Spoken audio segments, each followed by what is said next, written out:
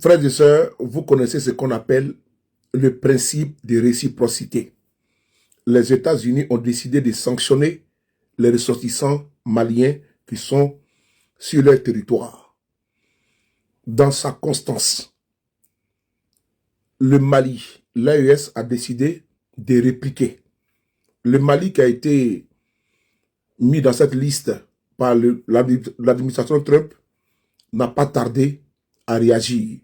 Le président Assimi Goïta, le général d'armée, décide également à son tour de sanctionner les États-Unis. On va lire ensemble le communiqué qui est là. Le ministère des Affaires étrangères et de la coopération internationale, République du Mali, un peuple, un but, une foi. Koulouba, le 30 décembre 2025, communiqué du ministère des Affaires étrangères et de la coopération internationale. Le ministère des Affaires étrangères et de la coopération de la République du Mali prend acte de la décision du 16 décembre 2025 des autorités américaines de renforcer les restrictions d'entrée aux États-Unis concernant les ressortissants maliens. Dans l'approche, le ministère des Affaires étrangères et de la coopération internationale regrette qu'une décision d'une telle importance ait été prise sans la moindre concertation préalable et déplore dans la substance le motif sécuritaire évoqué en contradiction avec les évolutions réelles sur le terrain pour tenter de justifier une décision dont la motivation est à rechercher ailleurs. En application du principe de réciprocité, le ministère des Affaires étrangères et de la coopération internationale informe l'opinion nationale et internationale que le gouvernement de la République du Mali appliquera avec effet immédiat aux ressortissants américains les mêmes conditions et exigences que celles imposées aux citoyens maliens. Le ministère des Affaires étrangères et de la coopération internationale réaffirme l'attachement du gouvernement de la République du Mali à promouvoir des relations de coopération fructueuses et empreintes de respect réciproque avec tous ses partenaires internationaux. Koulouba, le 30 décembre 2025.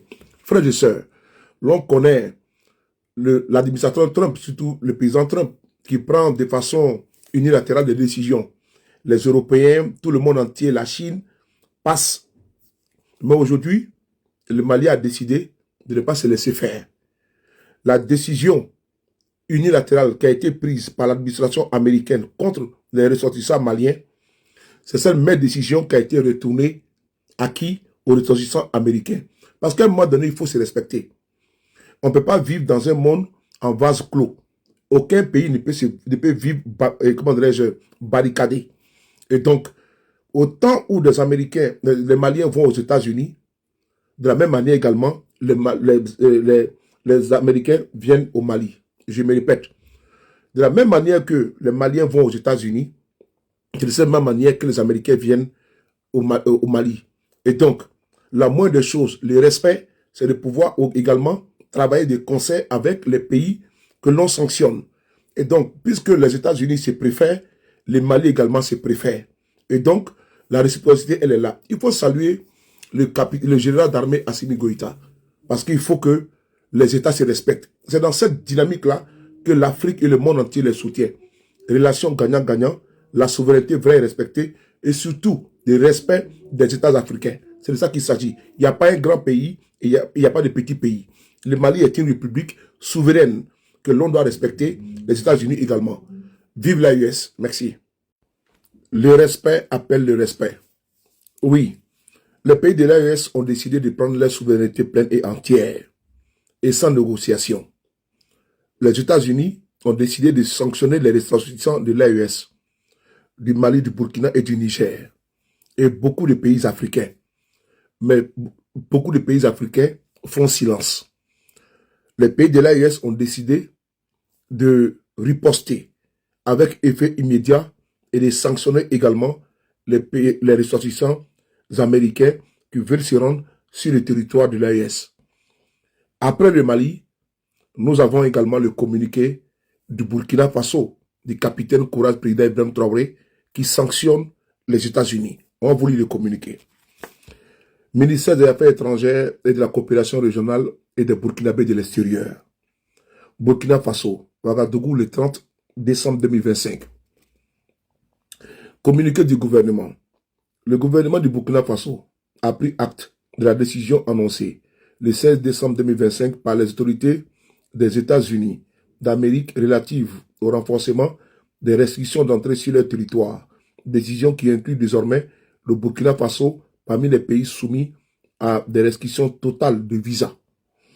En application du principe de réciprocité, le gouvernement du Burkina Faso informe l'opinion nationale et internationale de sa décision d'appliquer aux ressortissants des États-Unis d'Amérique des mesures équivalentes en matière de visa. Le gouvernement du Burkina Faso demeure attaché au respect mutuel, à l'égalité souveraine des États et au principe de réciprocité dans ses relations internationales. Le Burkina Faso reste ouvert à une coopération fondée sur le respect des intérêts réciproques avec l'ensemble de ses partenaires. La patrie ou la mort, nous vaincrons. Signé Karamoko Jean-Marie Traoré, le ministre des Affaires étrangères de la coopération du Burkina Faso. C'est bien dit, hein? Le Burkina Faso demeure attaché au respect mutuel, à l'égalité souveraine des États. Effectivement, il faut reconnaître que les décisions unilatérales des États-Unis dérangent et gênent. Parce que les Maliens, les Burkinabés, les Africains vont aux États-Unis, mais les Américains viennent également en Afrique. Et cette décision a été prise. C'est la suite logique.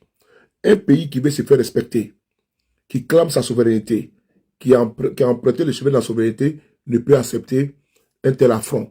Il faut saluer la décision courageuse du capitaine Courage Ibrahim Traoré des pays de l'AES afin de se faire respecter. La patrie ou la mort, nous vaincrons. Vive l'AES. Partage la vidéo et puis abonne-toi.